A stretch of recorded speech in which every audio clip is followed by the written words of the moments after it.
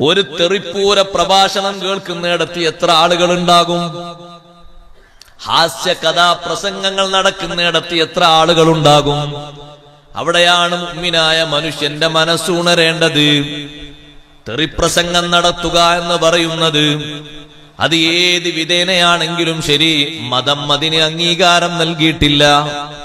ഷെയ്ഖ് സൈനുദ്ദീനുൽ മഖ്ദൂമിൽ മാബരി റഹ്മത്തുള്ളാഹി അലൈഹി ഫത്ഹുൽ മുഈനിലൂടെ ലോക മുസ്ലിങ്ങളെ പഠിപ്പിച്ചില്ലേ, ഏതൊരു മനുഷ്യനെയും ഗീബത്ത് പറയൽ ഹറാമാണ്. വലൗ കാന കാഫിറാ, അവൻ മുസ്ലിം അല്ലാത്തവനാണെങ്കിലും ശരി, ഹൈന്ദവനാണെങ്കിലും ക്രൈസ്തവനാണെങ്കിലും മതമുള്ളവനാണെങ്കിലും ഇല്ലാത്തവനാണെങ്കിലും ഗീബത്ത് പറയാൻ പാടില്ല എന്നാണ് മതത്തിന്റെ വിശുദ്ധമായ തത്വമുള്ളത്. എന്നാ നിങ്ങൾ ആലോചിച്ചു നോക്കൂ, ആളുകൾക്ക് കൂടുതൽ ഇമ്പമുള്ളത്, കേട്ടിരിക്കാൻ ആളുകൾക്ക് കൂടുതൽ താല്പര്യമുള്ളത്, ഏറ്റവും കൂടുതൽ നേരം പോക്കിന് വേണ്ടി ജനങ്ങൾ ചെലവഴിക്കുന്നത് ഒരുപക്ഷെ കോമഡിയാണ്, അല്ലെങ്കിൽ അതുപോലെയുള്ള അഭിനയങ്ങളാണ്, അതുപോലെയുള്ള തർക്കവിതർക്കങ്ങളാണ്, അതല്ലെങ്കിലോ ഏഷണിയും പരദൂഷണവും നിറഞ്ഞു തുളുമ്പുന്ന വാചാരതകളാണ്. അവിടെ ഇരിക്കാൻ ഒത്തിരി പേരുണ്ട്, അവിടെ കൈയടിക്കാനും അവിടെ ഒരു പക്ഷേ കൈകൂപ്പാനും അല്ലെങ്കിൽ പൊട്ടിച്ചിരിക്കാനും എമ്പാടും ആളുകളുണ്ട്. വല്ലദീനഹും അനിൽ ലഗ്വി മുഅ്രിദൂൻ.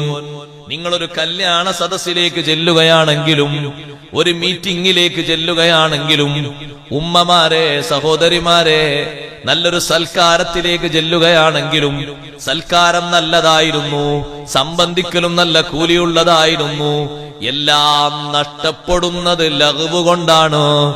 ആവശ്യമില്ലാത്ത സംസാരങ്ങളെ കൊണ്ടും ഇടപെടലുകൾ കൊണ്ടുമാണ്. ആരെല്ലാം കടന്നു വരുന്നുണ്ട്, ആരെല്ലാം അതിൽ ചർച്ചയായി വരുന്നുണ്ട്. നമ്മളാ നേരത്ത് നിർവഹിച്ചത് കുറഞ്ഞ അമലാണെങ്കിൽ പോലും ആ വിഷയവുമായി ഒരിക്കലും ബന്ധപ്പെടാത്തവന്റെ അക്കൗണ്ടിലേക്ക് നമ്മളത് റിസർവ് ചെയ്യുകയാണ്, നമ്മളത് കൊടുക്കുകയാണ്, അതങ്ങനെ സപ്ലൈ ചെയ്യുകയാണ്. ഖുത്ബിയത്തിന് പങ്കെടുത്ത നമ്മുടെ പെരടിയിൽ അതിന്റെ കൂലിയില്ല, ദിക്റിന്റെ മജ്ലിസിൽ വന്ന നമ്മുടെ പെരടിയിൽ അതിന്റെ കൂലിയില്ല. നമുക്ക് വേണ്ടി അത് എഴുതാൻ വേണ്ടി ഒരുങ്ങുമ്പോഴേക്ക് വേറെയുള്ളവർക്ക് അത് വിൽക്കപ്പെട്ടുപോയി. കാരണം അവിടെ ചർച്ച വന്നതും മറ്റൊരാളെ കുറിച്ചുള്ള ചർച്ചയിലുമായി. ഇതെങ്ങോ പാറിപ്പറന്നുപോയി. ജമാഅത്ത് കഴിഞ്ഞ് നേരെ ചെറിയ കുണ്ടിപ്പീടികയിൽ, മക്കാനിപ്പീടികയിൽ വന്ന് ചായ കുടിക്കുന്നവർ ആ പരിശുദ്ധമായ ജമാഅത്തിൽ നിർവഹിച്ച 27 ഇരട്ടിയും അവര് നടന്നു നീങ്ങിയതും അവര് കാത്തിരുന്നതുമെല്ലാം ഒരു ഗ്ലാസ് ചായ കുടിക്കുന്ന നേരത്തുകൂടെ അവരത് കളഞ്ഞു കുളിച്ചുപോയി. മഗ്രിബിന് നിസ്കരിച്ചവർ ഇശാഇന്റെ മുമ്പത് തകർത്തു വാരി കോരി കൊടുത്തുപോയി. ഇശാ നിസ്കരിച്ചവരോ 11 മണിയാകുമ്പോഴേക്കതും തീർത്തുപോയി. സുബഹിക്ക് ചില്ലൊരു ആശ്വാസമുണ്ട്, നിസ്കരിച്ചെങ്കിൽ ഒരു പക്ഷേ അത് വീട്ടിന്റെ ഉള്ളിലാണെങ്കിൽ എങ്ങോട്ടും പോയിട്ടില്ലെന്ന് പറയാം. അതും പള്ളിയിലേക്ക് വന്നിട്ടാണെങ്കിൽ വീണ്ടും ഒരു ചായ കുടിക്കാൻ കയറിയിട്ട് അതും വിൽക്കപ്പെട്ടുപോയി. ഇങ്ങനെ നോക്കുമ്പോ നമ്മുടെ ജമാഅത്തുകൾ ഏതുണ്ട്, നമ്മുടെ സുഹൃതങ്ങൾ ഏതുണ്ട്, നാം നമുക്കായി നമ്മുടെ അക്കൗണ്ടിൽ ചെയ്തു വെച്ചതെന്ന് കരുതി പറയാൻ എന്തുണ്ട്? അവിടെയെല്ലാം വിഷയം വരുന്നത് കുറ്റകൃത്യങ്ങളും അനാവശ്യ സംസാരങ്ങളും സമ്പർക്കങ്ങളും വരുമ്പോ മാറിക്കളയാനുള്ള നല്ലൊരു തീരുമാനം വേണം.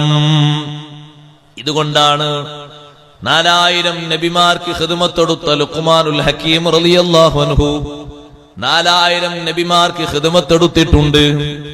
തന്റെ മകനോട് ധാരാളം ഉപദേശങ്ങൾ നടത്തിയിട്ട് ഉപദേശത്തിന്റെ ഗാംഭീര്യത കൊണ്ട് അത് ഉൾക്കൊള്ളാനും സ്വീകരിക്കാനും കഴിയാത്തൊരു മനസ്ഥിതി വന്ന് ജീവിതം തന്നെ മറ്റൊരു വഴിയിലേക്ക് മാറിപ്പോയ മകനാണ് സാറാൻ എന്ന മകൻ.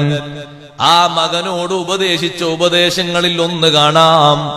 മോനെ, നീ ഒരു വഴിക്ക് സഞ്ചരിക്കുമ്പോൾ നിന്റെ കൂട്ടുകാരിരിക്കുന്നത് കണ്ടു. അവർക്ക് നീ ആദ്യം ഒരു സലാം പറയണം.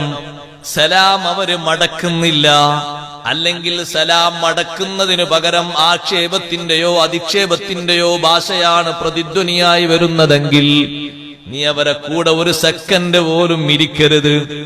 അവര് നിന്റെ ഖൽബിലെ ഈമാൻ കവർന്നെടുത്തു കൊണ്ടുപോകും. സലാം പറഞ്ഞിട്ട് അവര് വാലൈക്കും സലാം എന്ന് പറഞ്ഞു മടക്കിയോ, എന്നാ അവിടെ ഇരുന്നോ. സലാം പറഞ്ഞപ്പോ ആർക്കാ നിന്റെ ഈ സലാം കൊണ്ടുപോയി വലിച്ചെറിയടാന്നാ പറഞ്ഞേ. എന്നാ നീ ഇരിക്കരുത്. ഓ, നീ ഒരു സലാമുമായിട്ട് വരാൻ കണ്ട നേരം. അപ്പൊ അവന്മാര് വേറെന്തോ മസ്തിലാണ്, അല്ലെങ്കിൽ അവര് വേറെന്തോ വർത്തമാനത്തിലാണ്. അതിന്റെ ഇടക്ക് നീ ഒരു സലാം അവിടെ ഇട്ടുകൊടുത്തു. കൂട്ടുകാരല്ലേ എന്ന് കരുതിയിട്ട് സലാം മടക്കിയെങ്കിൽ മാത്രമേ നീ ഇരിക്കാവൂ. ഇരുന്നിട്ട് മഹാനവറുകൾ പറഞ്ഞു, ഇരുന്നിട്ട് നീ അവരെ സംസാരം ശ്രദ്ധിക്കുമ്പോ വടിമാറിപ്പോകുന്നുണ്ടെങ്കിൽ അടുത്തൊരു സലാം പറഞ്ഞ് നിനക്കവിടുന്ന് വിടാനായി. അതാണ് മുഅ്രിദൂൻ, തിരിഞ്ഞു കളയാ. നമ്മളിപ്പോ ആ വിഷയം ചർച്ച ചെയ്യണ്ട, നമ്മളത് പറയണ്ട. അങ്ങനെ പറയാൻ എത്ര പേർക്ക് കഴിയും? ഒരു വിഷയം പറ്റാത്തത് കടന്നു വരുമ്പോ അത് തൊടല്ലേ, അത് പറയല്ലേ, ഈ സദസ്സ് നീ വഷളാക്കല്ലേ, ഈ നല്ല ദിക്റിന്റെ മജ്‌ലിസ് കഴിഞ്ഞ് ഭക്ഷണത്തിന് കാത്തിരിക്കുന്ന ഇതൊക്കെ സപ്ലൈ അല്ലേ, ഉണ്ടല്ലേ എന്ന് പറയാൻ ധൈര്യപ്പെടുന്നവരാരുണ്ട്? അല്ലെങ്കിൽ നമ്മളത് പറഞ്ഞാൽ അവിടെ വിലപ്പോകൂല, എന്നാ പെട്ടെന്ന് അവിടുന്ന് തടിയൂരണം. മുഅ്രിദൂൻ, തടി സലാമത്താക്കണം അവിടുന്ന്. നമ്മൾ പറഞ്ഞാൽ അവിടെ അത് നടക്കൂല, അവന്മാർ പിന്നെയും പറയും. എന്നാലും ഇരുന്നു കൊടുക്കരുത് മുഅ്രിദൂൻ, മാറിക്കളയണം. അങ്ങാടിയിലെന്തോ ഒരു ഒച്ചപ്പാട് കേൾക്കുന്നു. എന്തായാലും സുഖകരമായ ഒച്ചല്ല, അതുകൊണ്ട് ഞാൻ അങ്ങോട്ട് പോകുന്നില്ല. അങ്ങനെ വെക്കലാണ് മുഅ്രിദൂൻ. എന്തോ ഒച്ച കേൾക്കുന്നു, പോയി നോക്കട്ടെ. പോയി നോക്കുമ്പോ തിരക്കിടില്ല, കാണാൻ പറ്റിയതാ, കാണാനൊന്നും പറ്റൂല. എന്നാലും കുറച്ചേരം കണ്ടു നോക്ക്. കുറച്ചേരം കൂടി കണ്ടു നോക്ക്. ഏതായാലും മഗ്‌രിബ് നിസ്കാരം പള്ളിയിൽ നിസ്കരിച്ചങ്ങ് പോകാം. ഇതൊക്കെ കണ്ടിട്ട് ഇതൊക്കെ കേട്ടിട്ട് ഇതിനെല്ലാം സാക്ഷിയായിട്ട് ഇനി നിന്റെ ആ മഗ്‌രിബ് നിസ്കാരം ആർക്കാ? നിന്റെ ഇശ ആർക്കാ? നീ ഇതെല്ലാം കണ്ടുവന്നതല്ലേ?